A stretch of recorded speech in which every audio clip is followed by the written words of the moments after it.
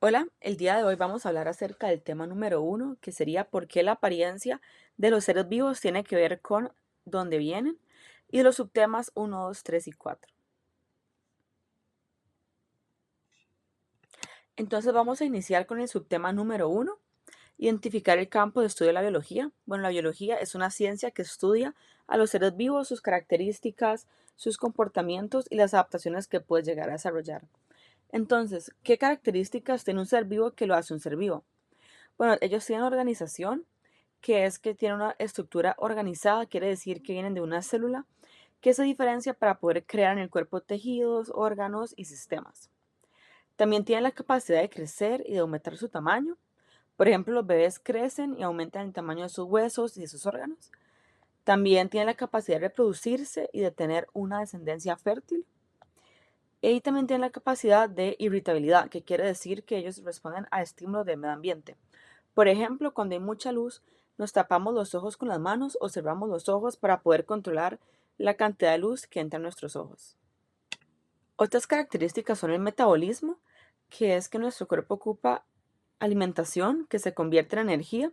Entonces, cuando esta alimentación es digerida para poder utilizarla, se llama metabolismo. También la adaptación, que es que los seres vivos tienen la capacidad de adaptarse a su entorno para poder sobrevivir. Y finalmente movimiento, que es la capacidad de moverse de un lugar a otro. Ahora para comenzar con el subtema número 2, que sería analizar la interrelación entre las adaptaciones de las diversas formas de vida y el entorno biológico y físico, tenemos las adaptaciones biológicas. Bueno, las adaptaciones son procesos lentos que necesitan los organismos para poder sobrevivir en un entorno. Entonces, los organismos pueden tener cambios anatómicos, cambios fisiológicos o de comportamiento. Además, si los organismos no se adaptan, los más débiles y menos capaces mueren, que es un proceso que se llama selección natural. Vamos a iniciar con la adaptación morfológica, que es una adaptación que tiene un organismo externamente, de manera que le ayuda a esconderse en el ambiente. Un ejemplo de esto es el camuflaje, que es que los organismos cambian de color o de forma para poder parecerse a su alrededor y esconderse de depredadores. Un ejemplo de esto es los camaleones. Otro ejemplo se llama mimetismo, que es que un organismo se parece a otro organismo para poder también esconderse de posibles depredadores. Sin embargo, ese organismo no tiene que tener ninguna similaridad o relación a ese organismo al que se parece. Un ejemplo es el de la imagen, que es un animal que parece ramas y no tiene nada que ver con ramas en sí, es un animal por aparte. Ahora siguiendo con la adaptación fisiológica, bueno, los organismos alteran sus cuerpos ahora internamente. Entonces, un ejemplo de esto sería la hibernación, que es un estado de hipotermia regulada que ayuda a los animales a reservar su energía durante el invierno o cuando hay escasez de comida. Entonces, lo que sucede es que ellos caen en un sueño profundo y reducen su gasto energético de manera que disminuye su tasa metabólica y su temperatura corporal. Un ejemplo de esto es los osos que realizan esto cuando hay invierno. Y otro ejemplo se llama estivación, que sucede cuando los animales, cuando hay temperaturas muy altas o sequías, los animales se entierran en madrigueras con barrio húmedo para poder protegerse de la deshidratación por esas altas temperaturas. Entonces ese barrio húmedo los ayudan a no sufrir de variaciones de temperaturas. Finalmente tenemos las adaptaciones de comportamiento. Entonces lo que sucede es que los organismos cambian su comportamiento para poder reproducirse, defenderse o encontrar alimento. El primer ejemplo sería la migración. Lo que sucede es que los animales están en un constante viaje, entonces se van de su lugar de origen para ir a otros lugares para poder encontrar alimento, mejores condiciones de vida y una pareja para poder reproducirse. Entonces un ejemplo de estos son las aves que están en una constante migración en todo el continente de América, para dar un ejemplo. Otro ejemplo sería el cortejo, que son movimientos o bailes que realizan los animales machos específicamente para poder atraer a las hembras. Entonces, de esta manera se puede reproducir. Un ejemplo también son las aves que realizan bailes, cantos y movimientos. Y finalmente, un ejemplo que se llama tropismo. Lo que sucede es que, bueno, eso sucede mayormente en las plantas. Es un movimiento que las ayuda a orientarse hacia el sol o hacia una fuente de agua. Entonces, es para poder estar orientadas hacia la fuente que les brinda nutrientes para poder crecer. Como podemos ver en la imagen, la planta se mueve completamente y no está de una manera como debería estar, pero es para poder tener la mayor cantidad de sol posible, ya que necesita hacer fotosíntesis. Ahora, para comenzar con el subtema número 3, tenemos la interconexión entre las adaptaciones de las especies y el hábitat. Bueno, el hábitat es el lugar en donde vive el organismo y que cumple con las condiciones de vida que el organismo necesita para sobrevivir. Y los organismos tienen varias relaciones con el ambiente. Vamos a iniciar con sus relaciones energéticas.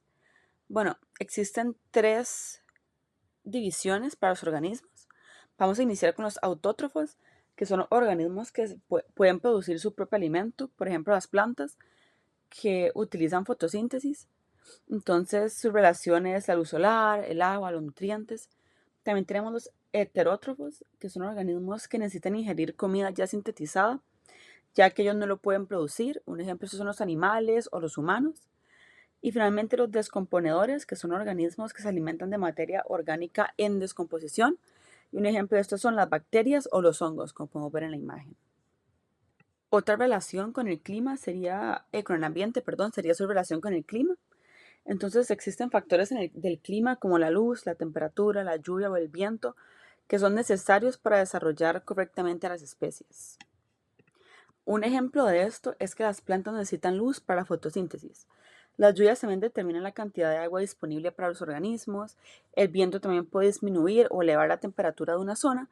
Entonces esto influye directamente en la vida de las especies. Finalmente tenemos la relación con el sustrato. Bueno, para iniciar, ¿qué es el sustrato? El sustrato es el medio en el que se desarrolla un animal o una planta o un organismo. Entonces, los seres vivos necesitan del sustrato para poder dar ese traspaso de nutrientes. Un ejemplo es el aire, que es muy importante para los seres vivos que necesitan oxígeno para sobrevivir. Y cuando los seres humanos lo respiramos, expulsamos dióxido de carbono, que es utilizado por las plantas para fotosíntesis. Entonces podemos ver cómo existe un ciclaje de nutrientes muy necesario para varios seres vivos. Como podemos ver en las imágenes también, existen varios ciclajes de nutrientes que son muy necesarios para la sobrevivencia de varios tipos de especies. Finalmente, para hablar del subtema número 4, la interrelación entre las formas de vida y el entorno biofísico. Bueno, en los ecosistemas existen factores tanto bióticos como abióticos. Entonces, los factores bióticos son factores vivientes, como los animales y las plantas, y son factores que se pueden reproducir. Y los factores abióticos son factores no vivientes, como el clima, la temperatura, el agua, el suelo y la luz, que no son vivientes. Finalmente, para poder entender estas relaciones bien, tenemos que saber acerca de los niveles ecológicos. Entonces, todo inicia con los organismos, como podemos ver en la imagen de abajo.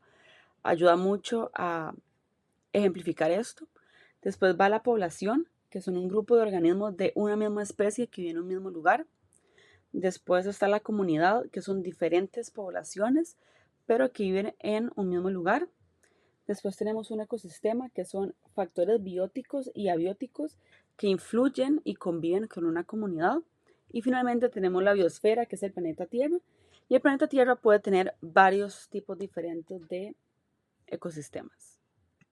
Muchísimas gracias y estas fueron las referencias bibliográficas utilizadas.